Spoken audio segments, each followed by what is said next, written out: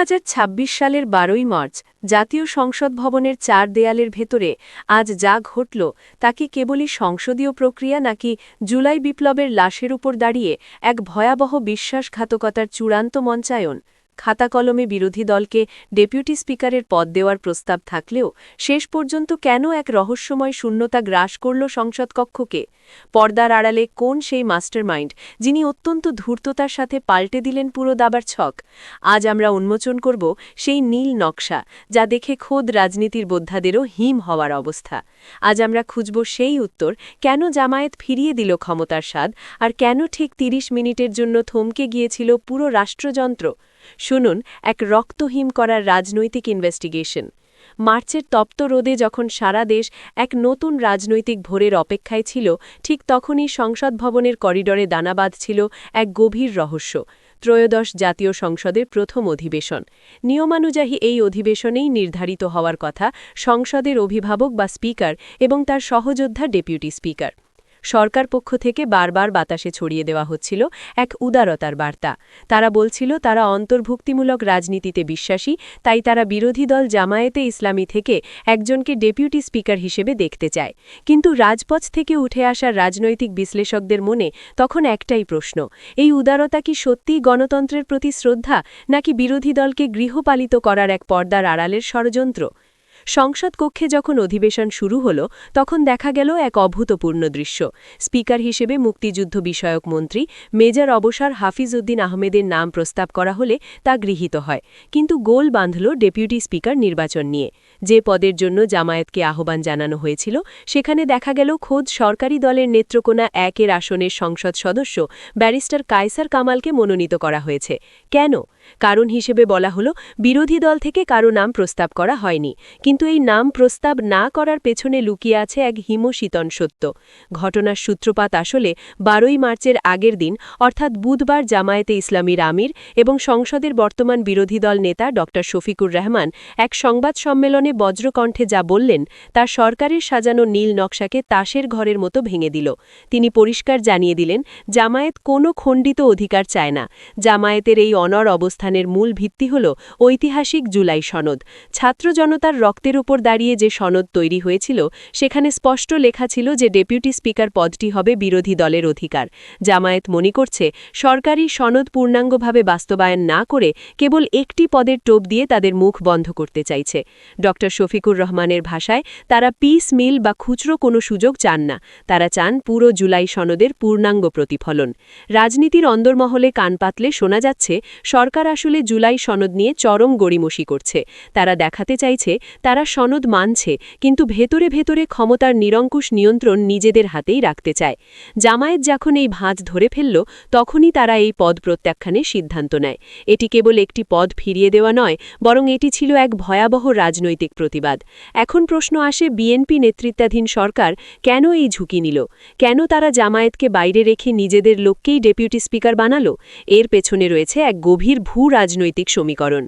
আন্তর্জাতিক মহলে, বিশেষ করে পশ্চিমা শক্তিগুলোর কাছে তারিক রহমান প্রমাণ করতে চাইছেন যে তার সরকার এককভাবে রাষ্ট্র পরিচালনায় সক্ষম এবং তিনি উগ্রপন্থা বা ধর্মীয় ডানপন্থার উপর নির্ভরশীল নন। অন্যদিকে বাংলাদেশে ড ইউনূসের যে ফ্যাক্টর কাজ করছে সেই সংস্কারের গতিকে বিএনপি কিছুটা ধীর করতে চায়। তারা চায় দ্রুত ক্ষমতার ভিত্তি শক্ত করতে। জামায়াত যদি ডেপুটি স্পিকার পদে বসে যেত তবে বিএনপির অনেক নীতিগত সিদ্ধান্তে তাদের সম্মতি বা অসম্মতির ভার বেড়ে যেত। তাই সরকারি দলের পক্ষ থেকে নাম প্রস্তাবের সময় এমন এক পরিস্থিতি তৈরি করা হয়েছিল যেন জামায়াত নিজে থেকেই সরে যেতে বাধ্য হয়। এটিই ছিল এক নিখুঁত পর্দার আড়ালের ষড়যন্ত্র। দর্শক, অধিবেশন শুরু হওয়ার পর স্পিকার ও ডেপুটি স্পিকার নির্বাচন শেষ হতেই হঠাৎ ঘোষণা আসে সংসদ ৩০ মিনিটের জন্য মুলতবি। কেন এই রহস্যময় ৩০ মিনিট? পর্দার আড়ালে তখন কার সাথে কার টেলিফোনে বার্তা চলছিল সেই চাঞ্চল্যকর তথ্য আমরা একটু পরেই উন্মোচন করছি। ক্ষমতার অন্দরের এমন রক্তহিম করা এবং গোপন খবর সবার আগে পেতে এখনই আমাদের channel news BD live subscribe করুন। আপনার একটি ক্লিক আমাদের সত্যের পথে লড়াই করতে সাহস যোগায়। স্পিকার ও ডেপুটি স্পিকার নির্বাচনের পর যখন সংসদ সভাপতি ড খন্দকার মোশাররফ হোসেন হঠাৎ করেই অধিবেশন ৩০ মিনিটের জন্য মুলতবি করেন, তখন সংসদ ভবনের প্রেস গ্যালারিতে উপস্থিত সাংবাদিকদের মধ্যে গুঞ্জন শুরু হয়।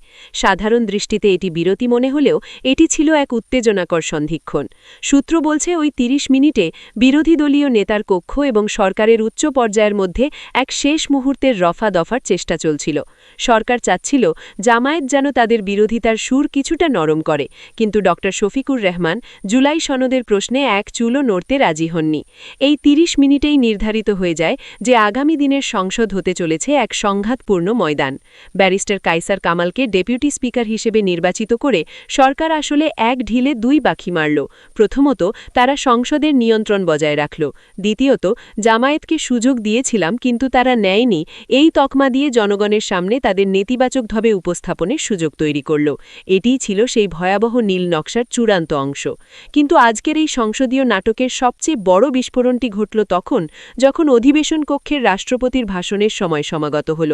পর্দার আড়ালের সব জল্পনা কল্পনার অবসান ঘটিয়ে বিরোধী দল এক রক্তহিম করা ও নজিরবিহীন পদক্ষেপ নিল। তারা ফ্যাসিস্ট হাসিনার দোসর হিসেবে পরিচিত রাষ্ট্রপতি শাহাবুদ্দিন চুপ্পুর ভাষণ পুরোপুরি বয়কট করল। সংসদ কক্ষ থেকে একযোগে বেরিয়ে এসে তারা জানিয়ে দিল, জুলাই বিপ্লবের খুনিদের এই পরোক্ষ সহযোগীকে তারা রাষ্ট্রের অভিভাবক হিসেবে স্বীকার করে না। এই বয়কট কেবল একটি আনুষ্ঠানিকতা নয়, বরং এটি ছিল বঙ্গভবনের সেই বিতর্কিত বাসিন্দার বিরুদ্ধে এক চূড়ান্ত অনাস্থা। তদন্তে বেরিয়ে আসছে এক ভয়াবহ সত্য। এই শাহাবুদ্দিন, যিনি একসময় যুবলীগের রাজনীতির সাথে জড়িত ছিলেন, আওয়ামী ফ্যাসিবাদের মদদে অনৈতিকভাবে এই সর্বোচ্চ পদে আসীন হয়েছিলেন। জুলাই গণহত্যার সেই বিভীষিকাময় দিনগুলোতে যখন রাজপথ ছাত্র জনতার রক্তে রঞ্জিত হচ্ছিল, তখন এই রাষ্ট্রপতির রাষ্ট্রীয় খুনিদের হাত থেকে মজলুমদের প্রাণ রক্ষায় কোনো কার্যকর ব্যবস্থা নেননি। তার সেই নীরবতা ছিল আসলে খুনিদের প্রতি এক নীরব সমর্থন, যা সরাসরি রাষ্ট্রদ্রোহিতার শামিল। এখানেই শেষ নয়, বিদেশি পাসপোর্ট গ্রহণ এবং বিদেশে অর্থ পাচারের যে গুরুতর অভিযোগ তার বিরুদ্ধে উঠেছে, তাতে তিনি আর এই পদে থাকার নৈতিক অধিকার হারিয়েছেন। আজ সংসদ কক্ষের ভেতরে এবং বাইরে যে প্রতিবাদের ঝড় উঠেছে, তা একটিই বার্তা দিচ্ছে, বঙ্গভবনে সেই ফ্যাসিবাদী প্রতিবিপ্লবের ঘাঁটি রাখা মানেই শত শত শহীদের রক্তের সাথে বেইমানি।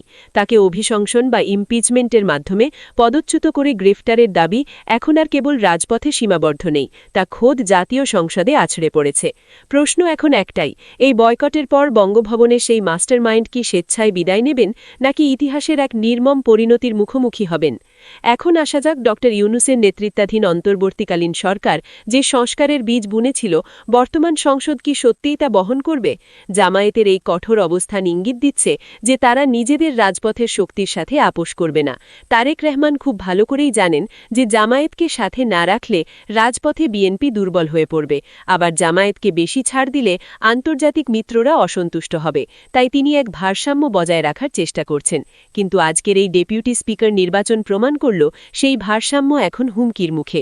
জামায়াত যদি সরকারের প্রতিটি পদক্ষেপে জুলাই সনদ বাস্তবায়নের দাবিতে অনড় থাকে, তবে সংসদের প্রথম অধিবেশন থেকেই সরকারের প্রতিটি বিল পাশ করা হবে এক অগ্নিপরীক্ষা। জামায়াত যে প্যাকেজ দাবি করছে, তার মধ্যে রয়েছে নির্বাচনের স্বচ্ছতা, বিচার বিভাগের সংস্কার এবং জুলাই বিপ্লবের শিকার পরিবারগুলোর পূর্ণাঙ্গ পুনর্বাসন। সরকার যদি এগুলো এড়িয়ে কেবল পদপদবি বিলিয়ে শান্ত থাকতে চায়, তবে বাংলাদেশের রাজনীতিতে এক ভয়াবহ অস্থিতিশীলতা ফিরে আসা কেবল সময়ের ব্যাপার। জামায়াত যে বলছে তারা খণ্ডিত অধিকার চায় না, এটি তাদের রাজনৈতিক পরিপক্কতার পরিচয়, নাকি সরকারের সাথে চূড়ান্ত বিচ্ছেদের শুরু? এই প্রশ্নের উত্তরের মধ্যেই লুকিয়ে আছে বাংলাদেশের আগামী কয়েক বছরের ভাগ্য। পর্দার আড়ালে বসে থাকা সেই মাস্টারমাইন্ডরা হয়তো ভাবছেন তারা জিতে গেছেন, কিন্তু ইতিহাসের বিচার বড় নিষ্ঠুর। জনগণ দেখছে কিভাবে জুলাই বিপ্লবের সেই সনদ আজ সরকারি নথির স্তূপে চাপা পড়ছে। জামায়াত যখন বলে তারা খয়রাতের পদ নেবে না, তখন তারা আসলে সেই লাখো তরুণের ক্ষোভেরই প্রতিনিধিত্ব করছে, যারা কোনো আপোষকামিতার জন্য প্রাণ দেয়নি।